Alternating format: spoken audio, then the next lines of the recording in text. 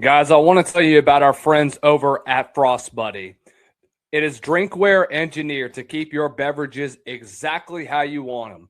Whether you're heading out for an adventure or just powering through your day, Frost Buddy's flagship product, the Universal Buddy, replaces the need for multiple can coolers by fitting virtually every 12-ounce and 16-ounce can bottle you drink, sodas and seltzers to coffee and sparkling water, all in a single versatile design. Constructed with high quality double walled stainless steel and thoughtful features like a flexible silicone lid and a tapered shape that fits most cup holders, Frost Buddy keeps drinks cold for 12 hours and hot for up to 6 hours.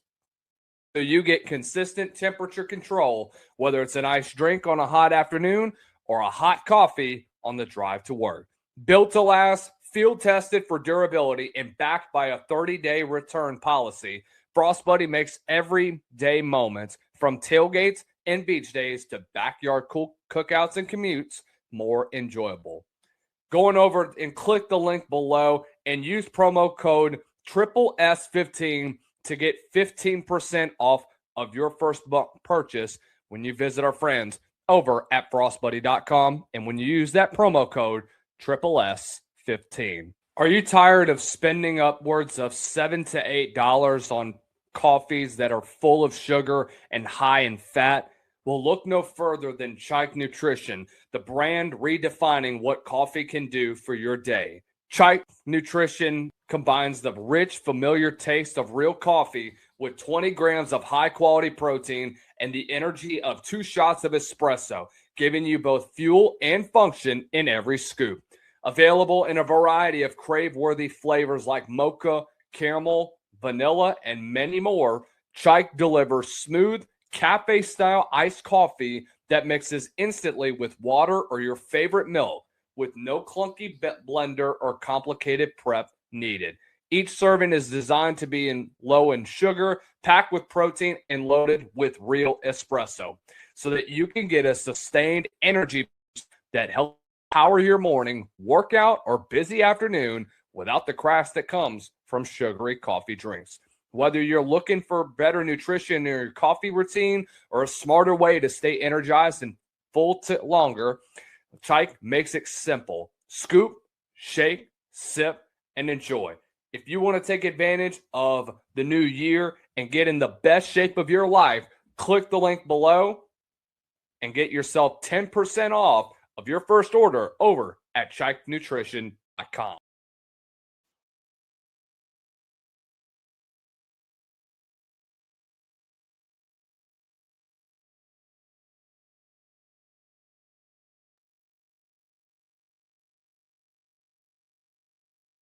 All right, I guess we're screwing the mic. Screw the mic today, boys. So, oh well. It is finally time. Thank you guys for watching us once again here on the Southern Sports Scene. Everybody do us a favor. Y'all hit the like, share, and subscribe button down below. Turn on the bell notifications so that you are notified every time we go live. We post a new video or we post a new short here on the Southern Sports Scene.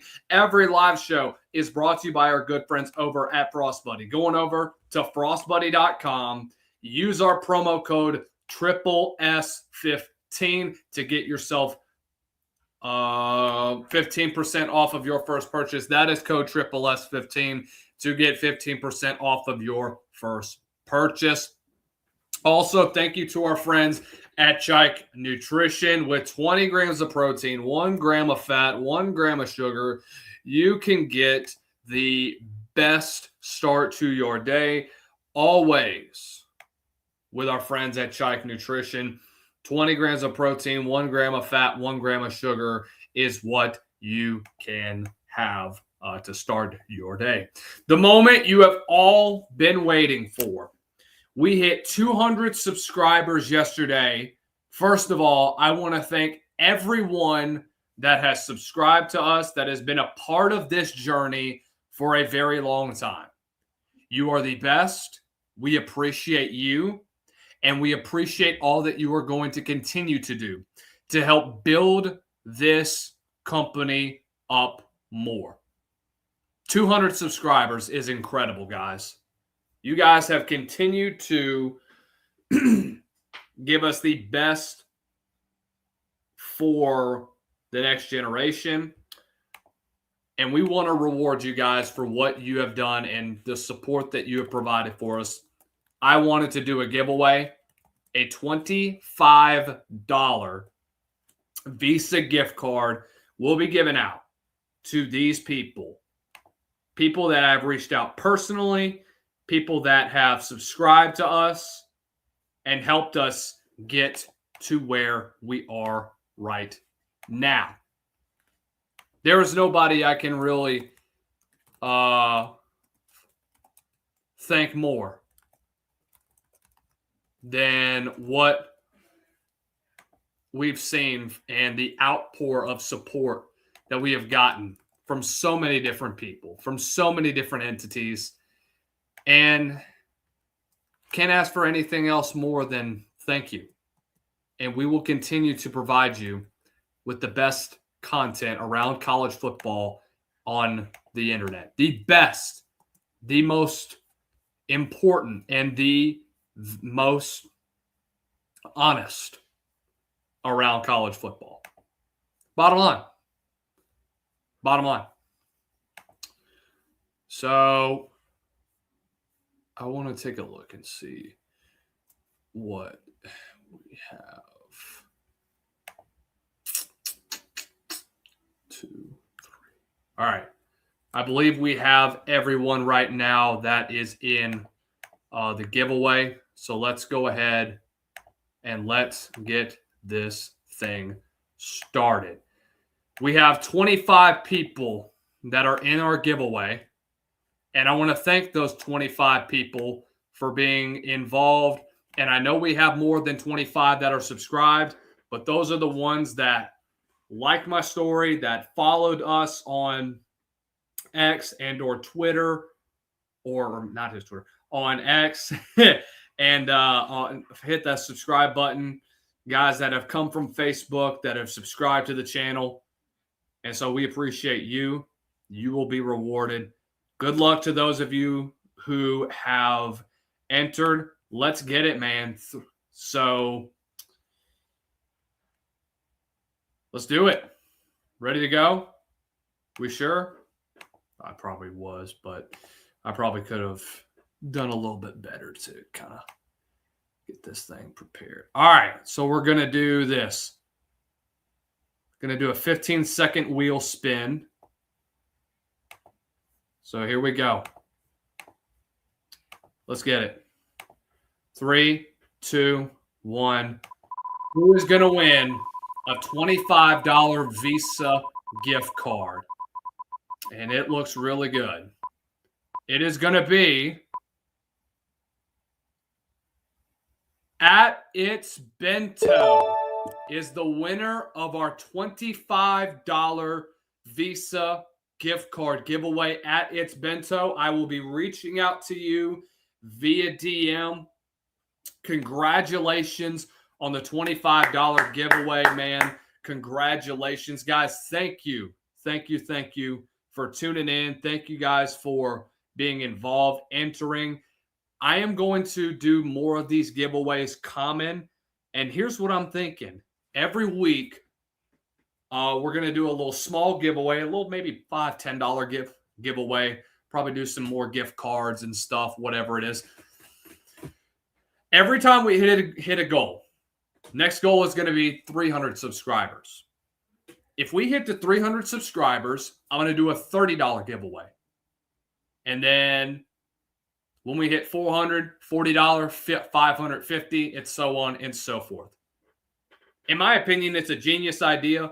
At Its Bento, I'm going to reach out to you via DM. Congratulations on winning a $25 gift card, courtesy of us here at the Southern Sports Scene. All right. That was fun, wasn't it? 843-350-2534 is the number to call if you guys want to get involved in the show.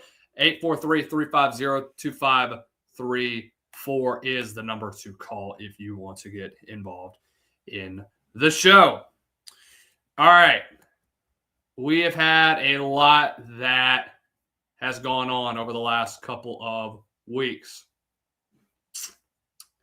And you and I have had a lot of conversations regarding this.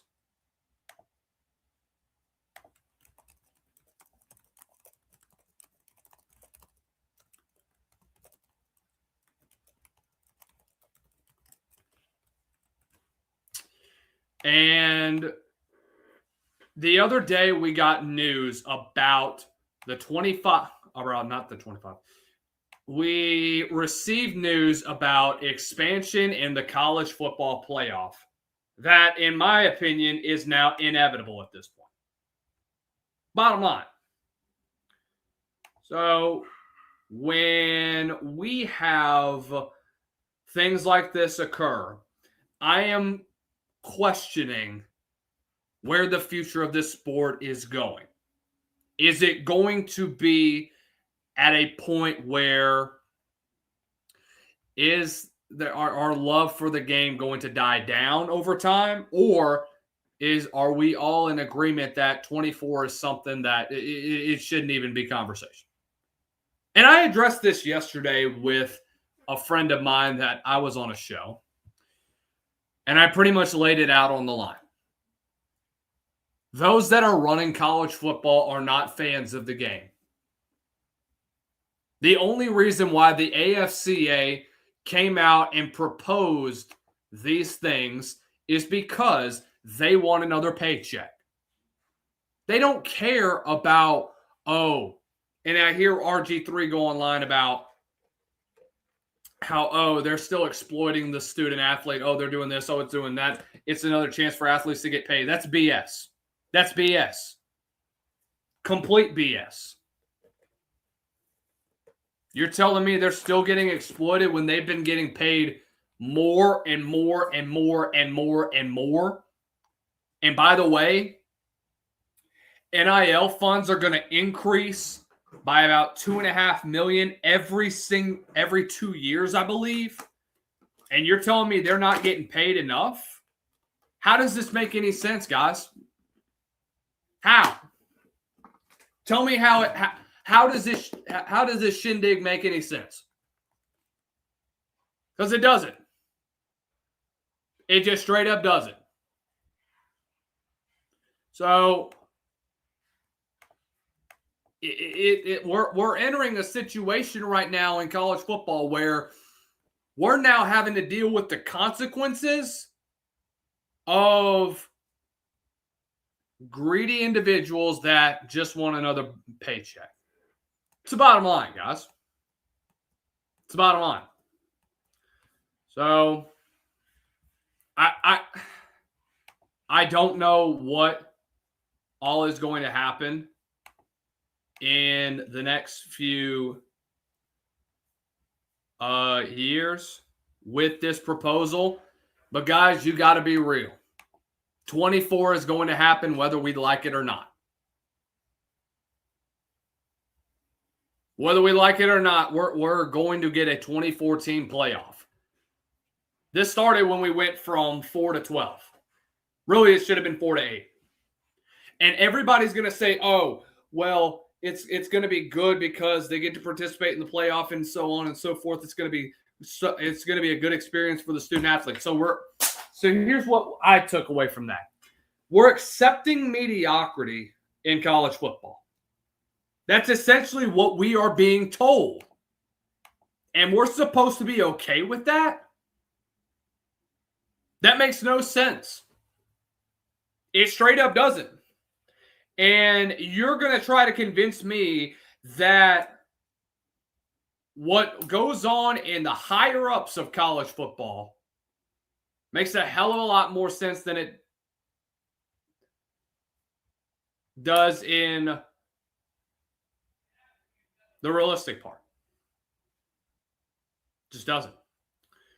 So the fact that this is going all the way up to the White House and now you're getting politics involved in this. First of all, in my opinion, politics should not be involved at this level of college football. It's asinine that you think that it even is being involved. Just doesn't make sense. Why do we have politicians being involved in a sport? You think they like college football? I could be wrong, but people that love the game and have experience being around the game are the only ones that should be involved in the decision making of college football. That's my opinion. Straight up. So we're in for a very harrowing couple of weeks with decision making in the higher ups with the AFCA, and with other big time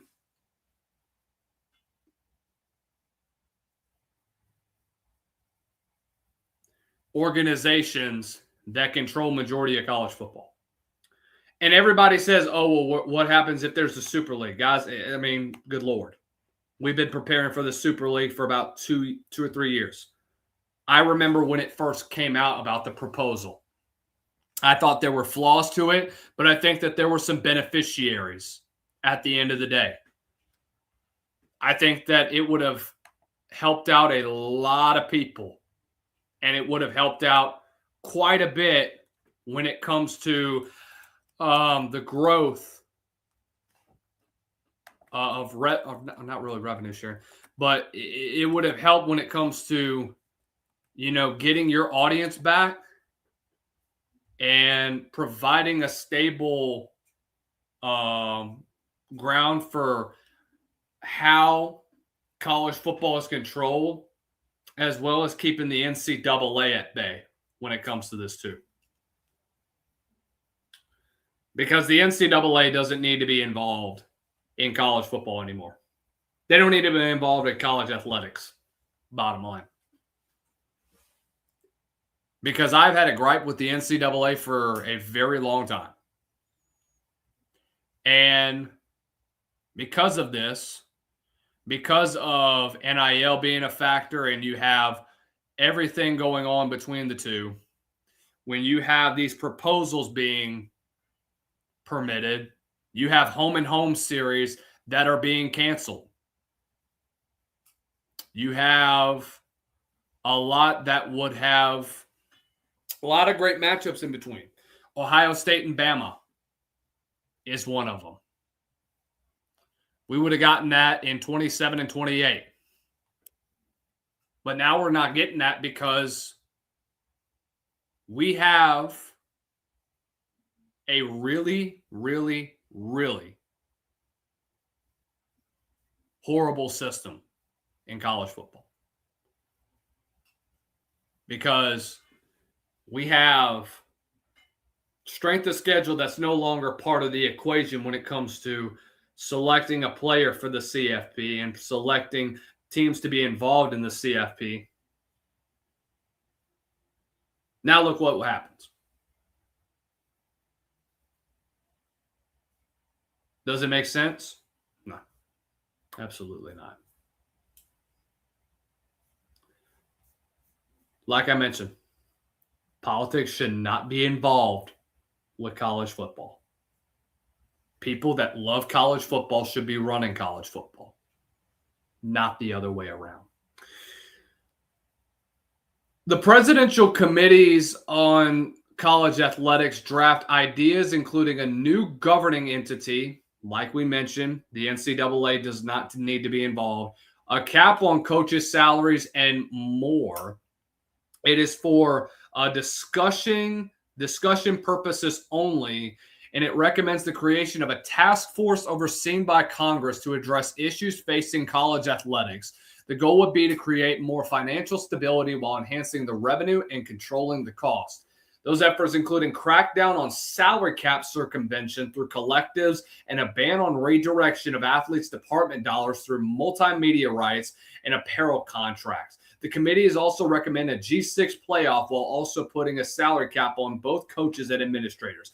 I'm going to gripe for a little bit on the proposal of the G6 playoff. First of all, let's just be real. And I'm about to go on a spiel for a minute, and I want you to be patient with me. And I don't care if you think I go crazy at this point in time. The G6 should not be having their own playoff. They shouldn't. What is the end result? You get a trophy for being the best group of 6 team in the nation. That's like what the FCS does. You're basically creating a whole separate division in college football. With this Super League, yes, I could see that being a thing. Right now, no. What do G6 teams get more out of? And I talked with one of my G6 insiders, Garrett Armbrust, about that. In fact, I need to get him on to discuss this too. And we talked about this back in December. What do G6 teams remember most?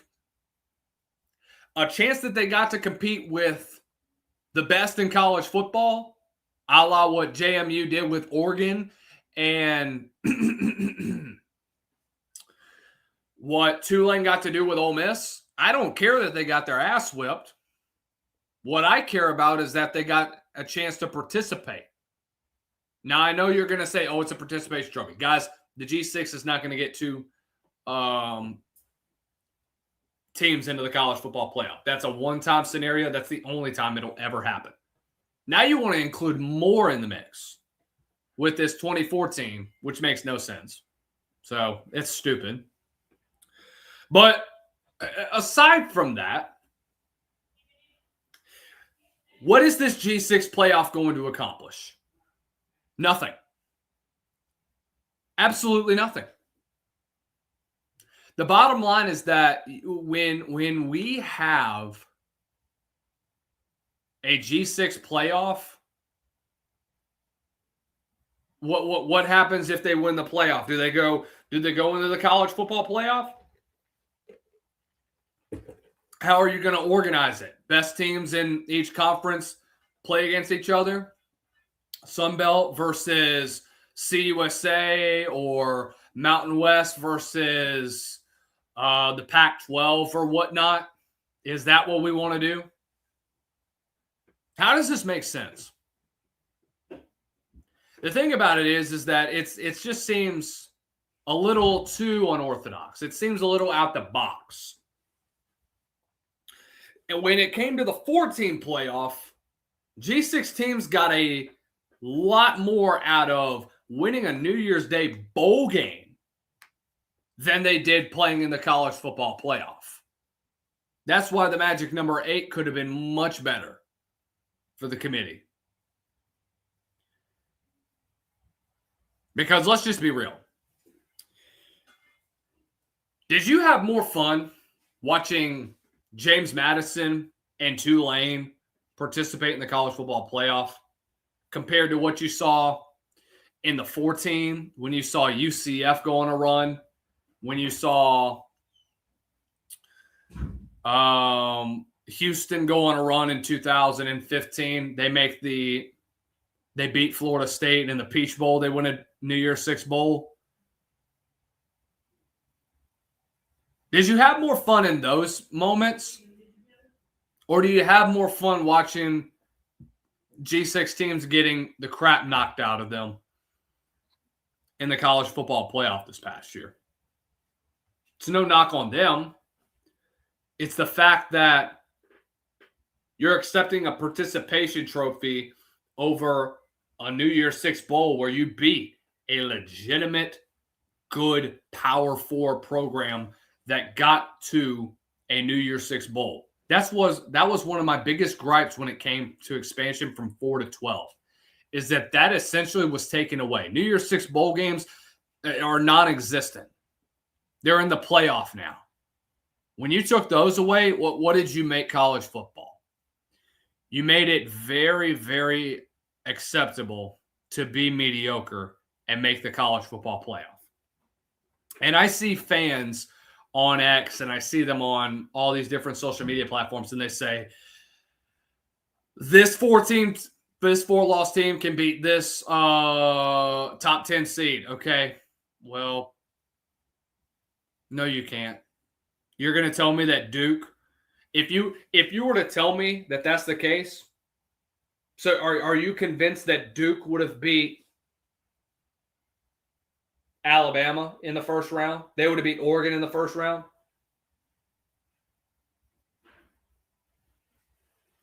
Are you convinced that that was what was going to happen? Are you convinced that, who else? Are you convinced that Kennesaw State from the CUSA, surprise team this year, great run, coming off of a one-loss or a one-win season in 2024, comes back in 2025, wins the CUSA? You think that they would have competed with Texas or with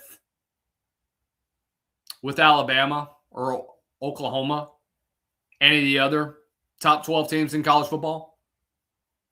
You think that would have happened? If you do, you think you're very delusional, and you're very, shall we say, I can't really think of another word, but you're just delusional. That's the bottom line for me. But back to this draft. If you want to, I get that why you're wanting to put a salary cap, because there's always been a complaint about how much coaches are making compared to athletes. But again, I think it's a free market right now. I think there are some elements of NIL that do need to get controlled. Do I think that it's getting a bit ridiculous with how much these guys are getting paid right out of high school? It's just leading to more trouble. What's a great example of that? Jaden Mayava's case in 2023. Remember when he got over a $10 million contract? And then a year later, he's suing the university for obligations that weren't met in terms of the contract. I find it very weird to see these types of situations.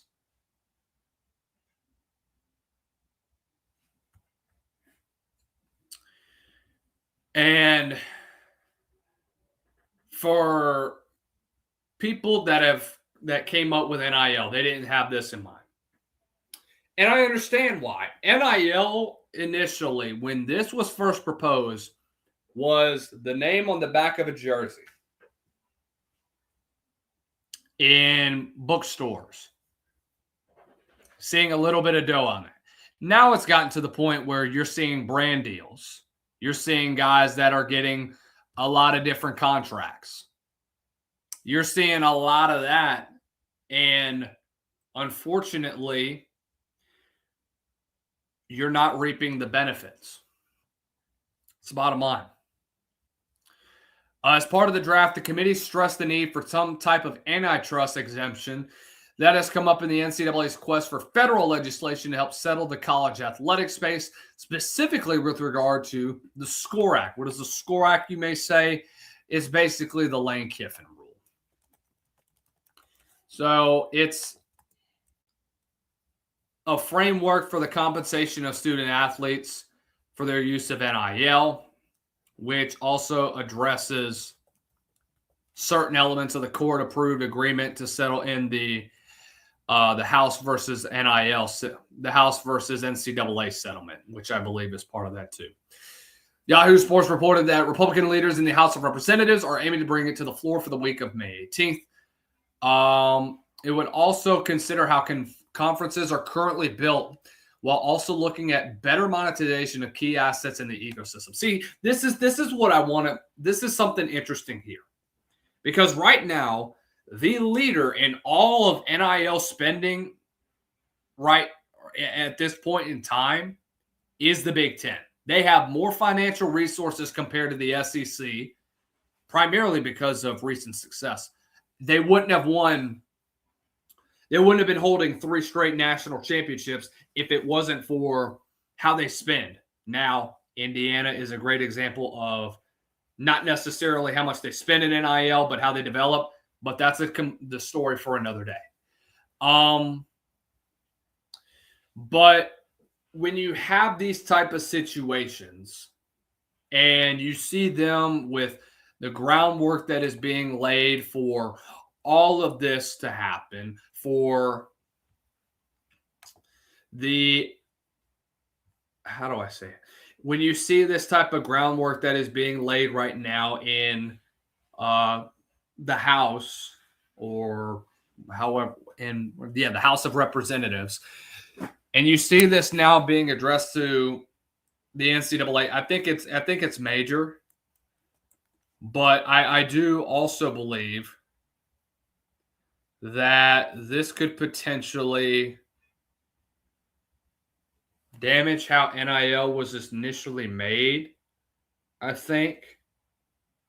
But again, I think we knew regulations were going to come eventually over time. So we'll see what happens from here on out, man. I know that there is a lot that is going to continue on from the discussion aspect of how NIL is going to get regulated between the conferences, because the one that's the least behind is the ACC.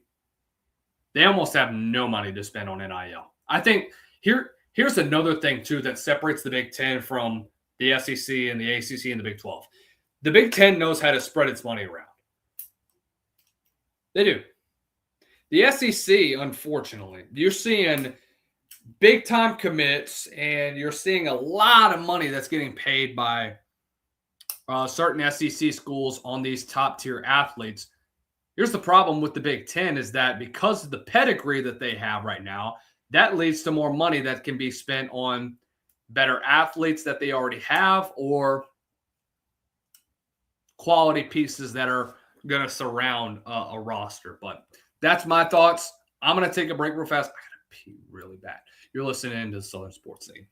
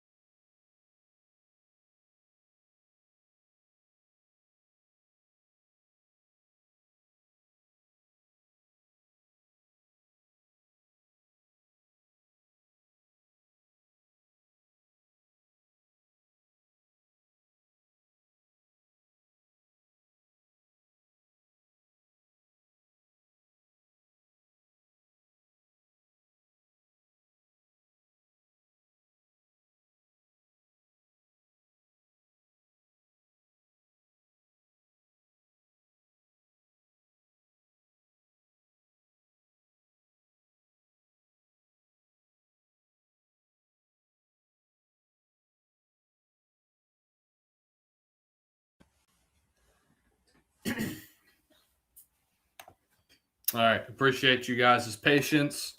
Once again, our gift card winner is a Twitter user.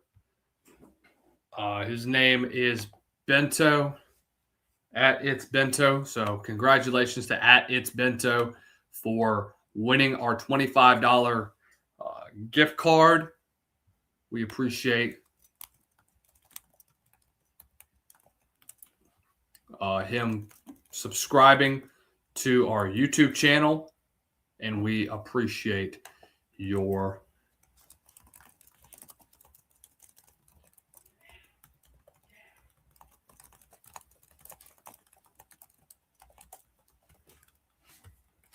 him for subscribing to us at the Southern Sports Scene. Actually, we thank you, all of you, for subscribing to the Southern Sports Scene and being a part of this, man. Do me a favor.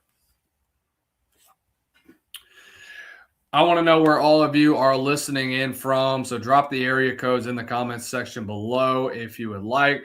Also, once again, y'all make sure y'all hit the like, hit the share button, share, tell 5 friends around you that we're live here on the Southern Sports Scene.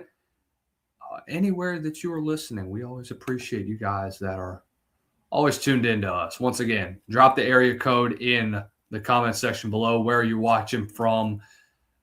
Helps get some more engagement, man. So we appreciate you guys as always for tuning in here at the Southern Sports Scene. All right. So when you and I last talked, when we talked about a certain college football team, it was about the ending of their bowl game and how poorly things turned out in another year under Josh Heupel. Now you look at where they could be this year. Guys, Josh Heupel, not too long ago, or really yesterday, when he goes out on there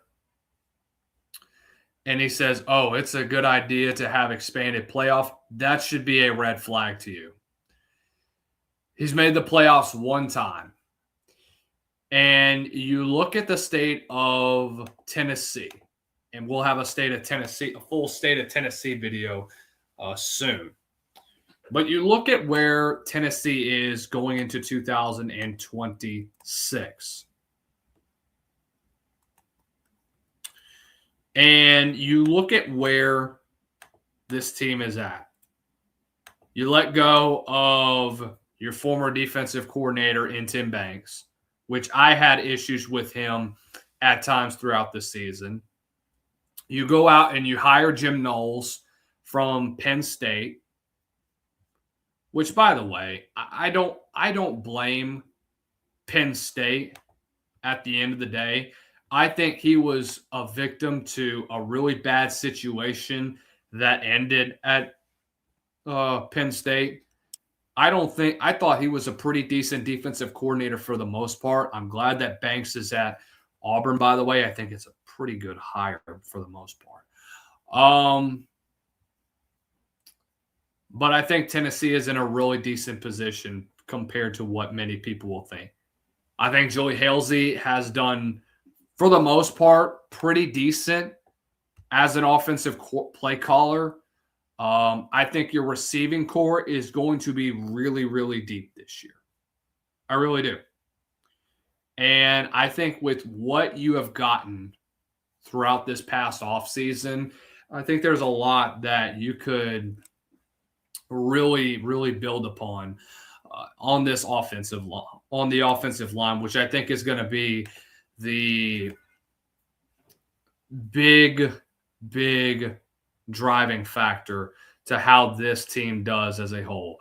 Sam Pendleton is a phenomenal offensive lineman. He's one of the more underappreciated offensive linemen in the nation. He has been an absolute force coming out of after his first full year as a starter.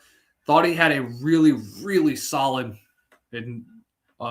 season this past year. I do expect him back in 2027.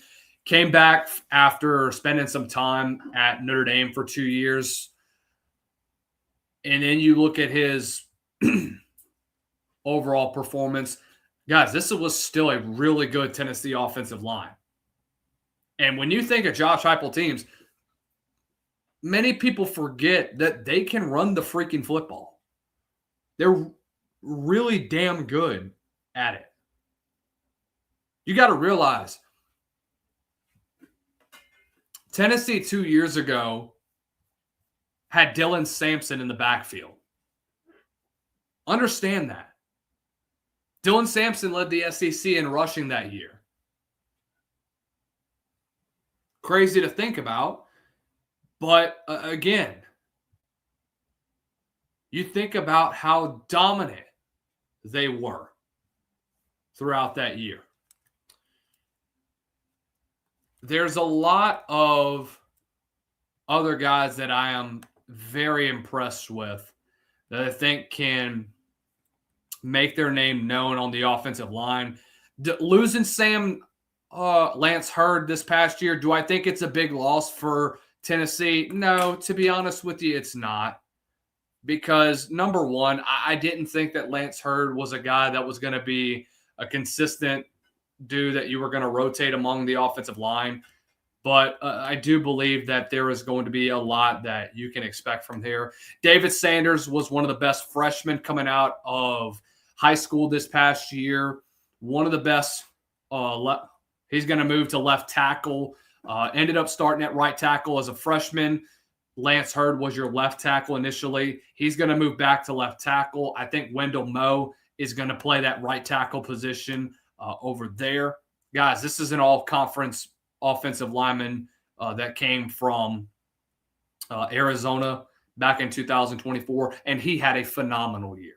He's going to play. I think he's going to play mostly guard, but do expect him to get some snaps at tackle as well. Very physical puller and a guy that is going to knock you off your freaking block if you don't have your eyes straight on him. And if you're not a good puller or if you're not a good spiller, man, I pray for you. That's all I can really say. When you look at where they are from the wide receiver position, they are very, very deep, dude. They are extremely deep, and they have dudes that can get out in space and guys that, in my opinion, you're going to be really, really freaking good at receiver. Make no mistake about that. Mike Matthews is a guy that's primed to break out this year. I've been waiting on him to finally get some good receptions. Thought he had a really solid year this past year, 53 for 813.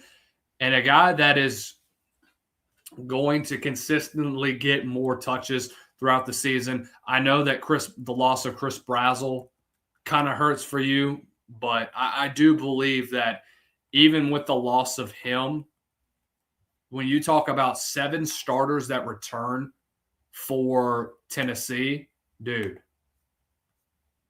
this team is going to be very, very special. This team is going to have a deep receiving room, and I think that takes the pressure off of the quarterback battle that's currently being held right now, whether it be George McIntyre or whether it be Faison Brandon. I don't know if Ryan Staub is going to be in the mix for that. I know that he's had some decent snaps, but you're talking about a guy that was a walk-on at Colorado. I just don't see a scenario where he is your starter at the end of the day. I do expect him to be your primary backup. But again, I think the focus is going to be either George McIntyre or Faison Brandon. It is very, very concerning the fact that you don't seem to be fully invested in Brandon because you went out and you started George McIntyre in spring ball. So I don't know what they're seeing from an offensive standpoint, and I get it. I understand that we're not going to see things like that, but it would help if we got a good look at what Faison Brandon can do. How can he rip the football down the field? How does he gel into this Josh Heupel offense? I feel like we've seen bits and pieces of it, but we haven't seen the full plate. We haven't seen him at his best. You just haven't.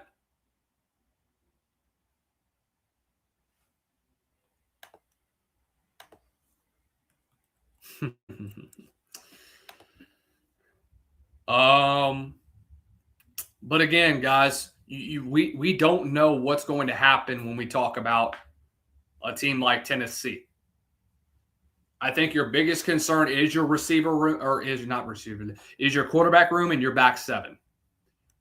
I forgot to mention about what you look like at running back because Deshaun Bishop is going to be a dog. Him and Star Thomas both combining for the majority of the carries between the two. Deshaun Bishop popped off for 1,000 yards. Star Thomas is a red zone back, man. And I know he only had 100 carries this past year compared to 182 for Deshaun Bishop. Dude, he totes the rock, he's going to go off. Make no mistake about that. Your running back room is deep. It's really deep, and it's impressive seeing what that room looks like as a whole. Do I wish that Peyton Lewis would have gotten some more carries this year? Sure, but I think he's going to be really good as the number one guy at Virginia. For real. For real. Some other things that I wish you would have. I wish you would have been able to convince Jake Merklinger to stay at Tennessee. But I think he had a good feeling as to what was going to happen when it came to that quarterback battle. I don't know if he would have been the guy at the end of the day. And I think he ultimately he made a business decision for himself. That's the bottom line. We'll see what happens when it's all said and done. Does the loss of Boo Carter hurt? At times, sure. But I don't think Boo Carter was fully in at Tennessee. And we know about the situation that happened this past year. Being absent from fall camp, the headache that he was to Tennessee coaches. You just couldn't have that. I'm glad that he's out of there. He's at Colorado. Let's see what Prime can do with him, man. But I just don't see a scenario where this ends up better for him at the end of the day, dude. I just think that this is going to be another scenario where Tennessee dodged a bullet when it came to him. Great potential, but he's just not there. But back to where Tennessee is from a defensive perspective. I think that they have potential, but, man, it's going to be hard, especially when you talk about what they look like as a whole in the back seven. Arian Carter is a freaking beast at linebacker. He's a guy that's going to be all over the freaking field.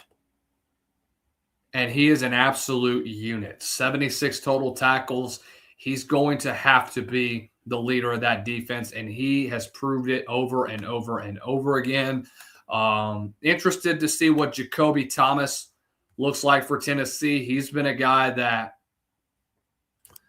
initially transferred in from Middle Tennessee. He's going to be a dude that is going to get some opportunities in 2026. I am really interested to see how he manages to control the DB room. But we'll see, man. But I think the biggest thing that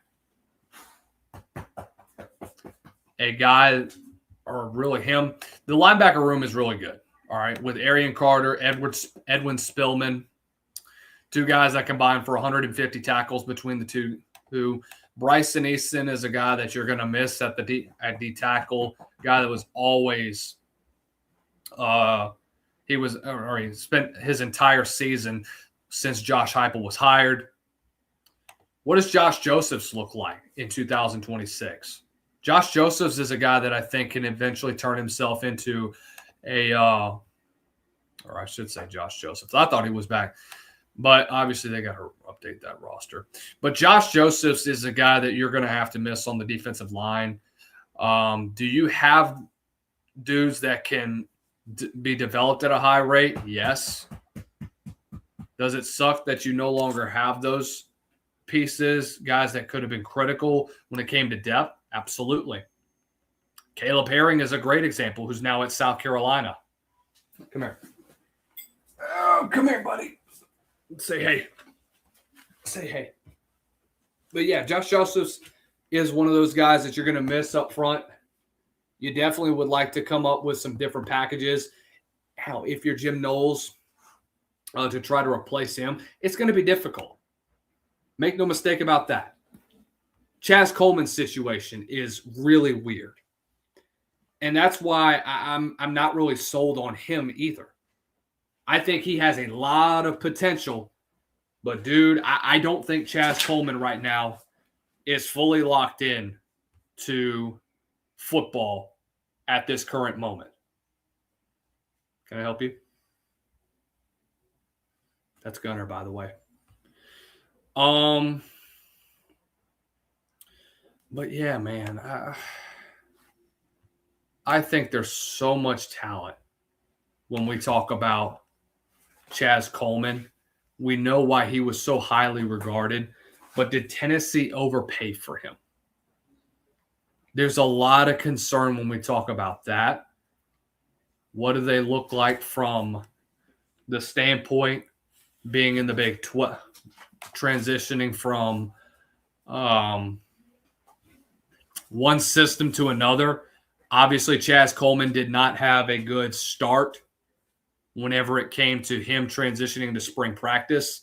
I know there were times where he was absent. I don't think he played in the bowl or in the spring game, I believe. So he was absent from there. But I think you got deep in your – I think you have some dudes in your back seven.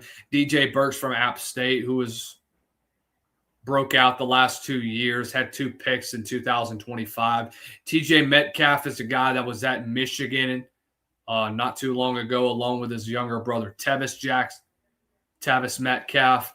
Both of those guys, I think, can develop into quality starters on your back seven, but you got to be able to find some dudes. You have a lot of transfers that are starting.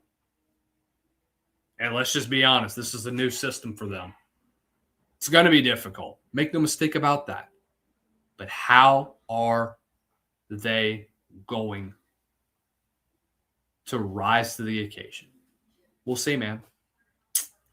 We'll see. I like Tennessee. I really do. But I think Josh Heupel's ceiling right now is a college football playoff first-round berth. And the floor is probably 7-5, maybe 8-4.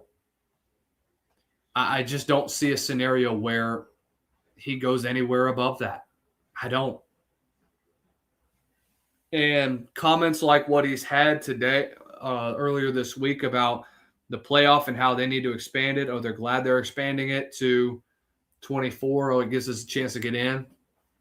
You're basically accepting mediocrity. If I am Danny White, I am watching this season very closely to see how this season turns out for Tennessee. And if it is a complete failure, if you once again fall short of expectations in 2026, you're looking at your situation and you're saying to yourself, do I want another year or two of a talented team of 12 total starters that came back to Tennessee, and yet we're falling short of expectations over and over and over again? You got to ask yourself that if you're Danny White. And do you want to keep Josh Heupel around any longer? Guys, that's going to wrap it up for us here on episode 37 of the Southern Sports Scene. Make sure y'all do us a favor. Y'all hit the like, share, and subscribe button down below.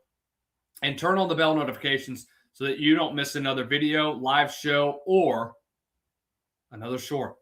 Once again, guys, thank you for 200 subscribers. Shout out to our winner of our $25 Visa gift card giveaway. You guys are the best. Y'all have a great day. We'll see you guys soon. Y'all take care.